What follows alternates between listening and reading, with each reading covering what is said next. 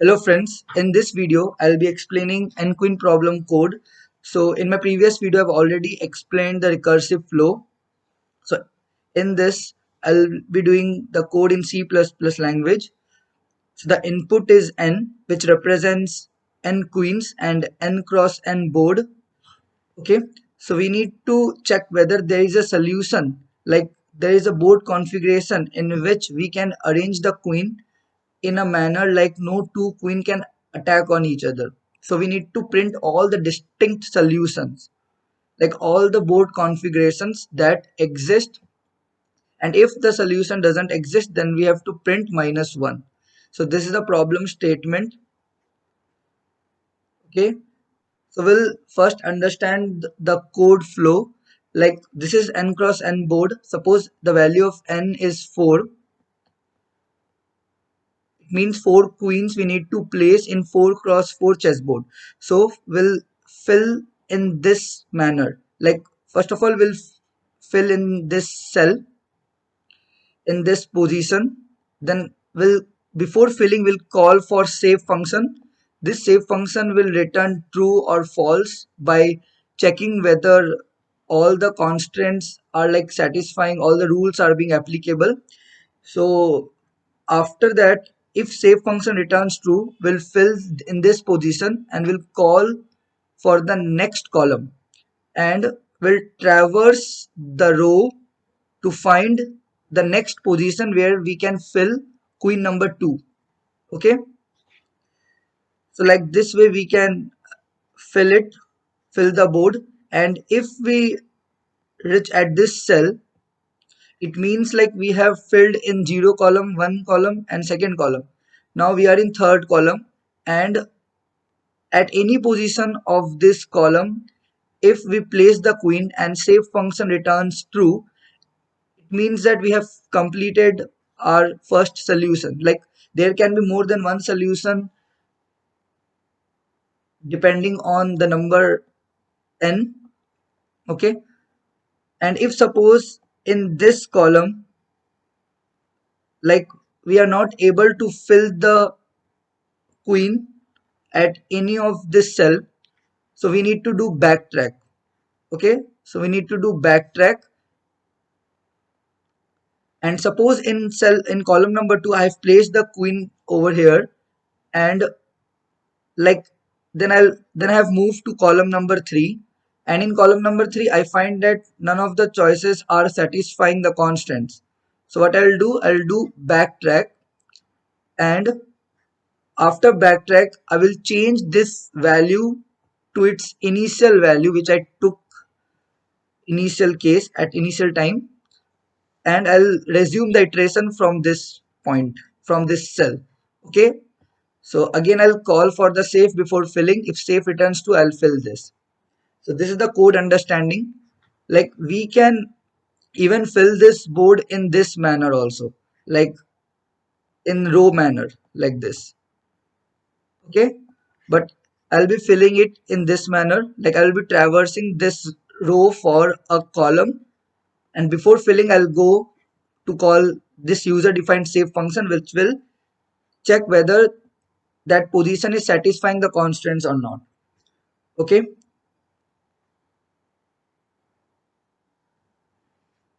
so our goal is to print distinct solution.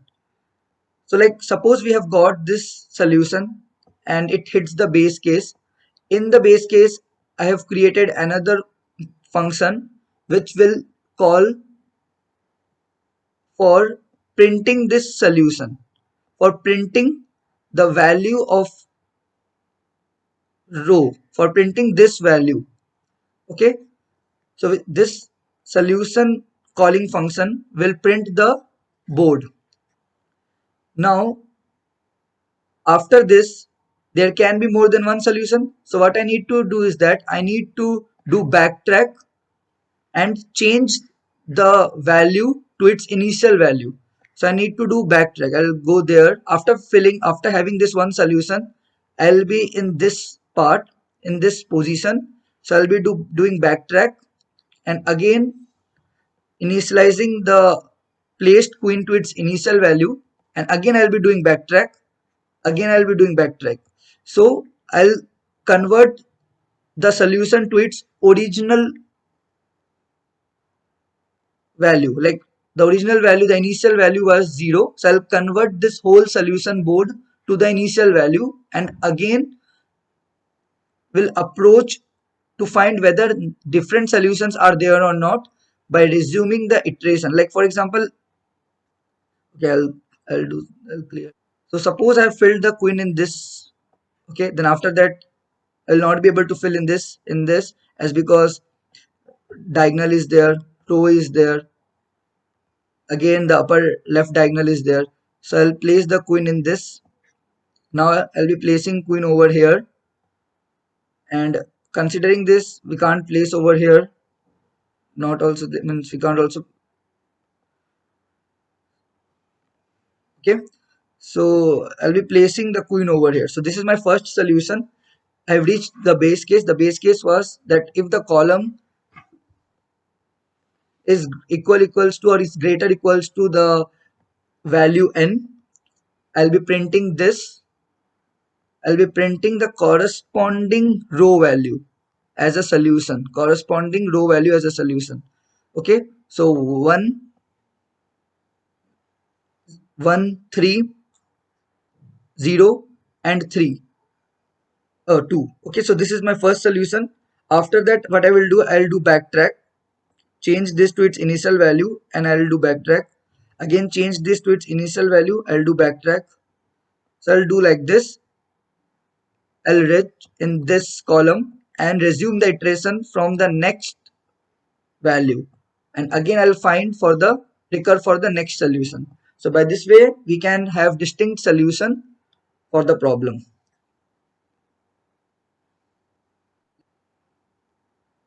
So this is my main function where I've created the solution board and initialized all the value to initial value 0. Then I created user defined function, that is solve function. This is a recursive function, as because backtracking is all about recursion. There are choices, there are decisions which we need to make. So it will call the solve function. So the whole logic lies in this solve function. After completion, it will return true or false. That if solution doesn't exist, then it will return false and will print -1. Okay. So I've passed all the information, that is solution board, initial column. I'll start from column number 0 and total number of columns, total number of queens available to us.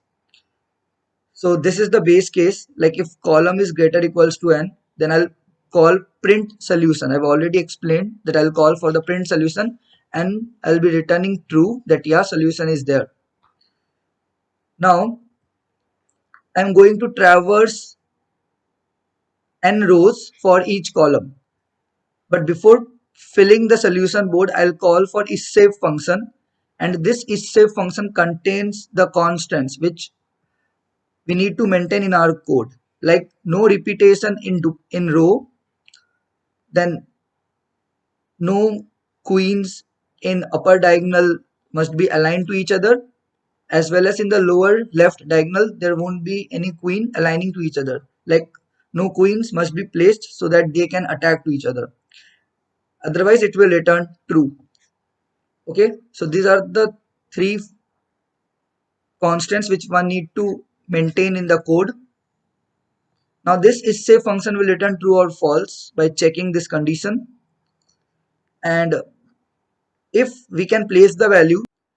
Okay, so if isSave function returns true, then we'll place the queen at that particular position and will recur for the next position by calling this recursive function.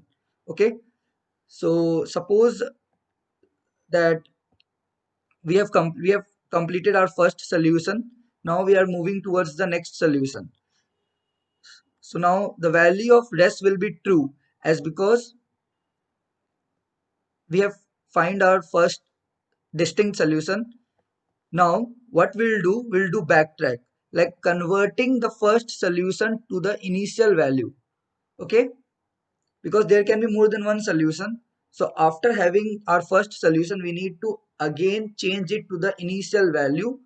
So I'll be doing backtrack, and this piece of code will help to get our initial solution board. Then after that it will resume the iteration from the next value. Okay, so this all I've already explained in the first half. Okay, so this is the simple code, and this is print solution snippet, which will print the value of row corresponding to the queens placed in column. Okay, the value of row corresponding to the queens placed in column. Yeah, so suppose I have placed queen over here, then we can't place because, okay, diagonal line. Okay, after that I'm placing over here, then here, and next here. So we have completed our first solution. Then I'll be doing backtrack by changing this value to the initial value 0, changing this value to the initial value 0, changing this initial value 0, and changing this also to the initial value 0, and I'll begin for the from the next value. Now again I'll be placing queen over there, and we'll see whether there is another solution or not. Okay, so suppose by placing queen in this I'm getting the solution and I reached at this point. So what I will do, I'll do backtrack again to change this whole solution board to its initial value, and after like reaching over this column number 0, I'll be resuming the iteration and check whether there is another solution from by placing the queen in row number 3. So after having the solution, we'll print the corresponding row value plus 1. Suppose I've placed queen over here, so the corresponding row value is 1. I'll add 1 to it because the indexing is starting from 1. Okay, right now the board indexing it's starting from 0, but I'll add 1 to it to make it indexing starts from 1. So I'll print the corresponding row value as a solution. So this is all about the code, and in my comment section there is a link of this code so you can check that. Now the time complexity, as we know that there is a recursive function which is calling for n queen.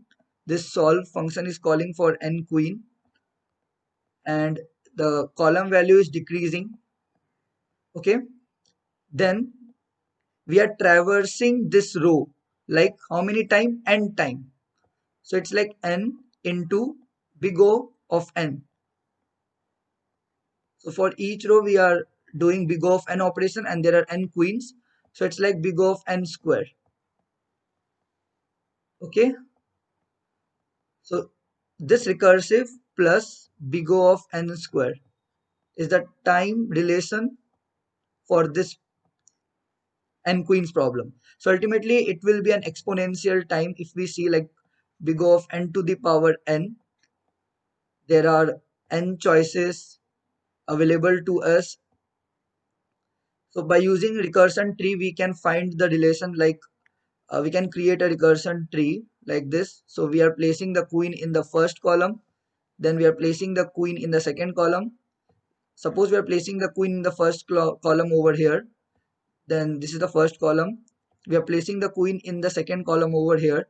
So as is save function is returning false, so what it will do, it will not go and it will return to this. So by this way we can have our recursion tree. Okay, so this is all about n queens problem.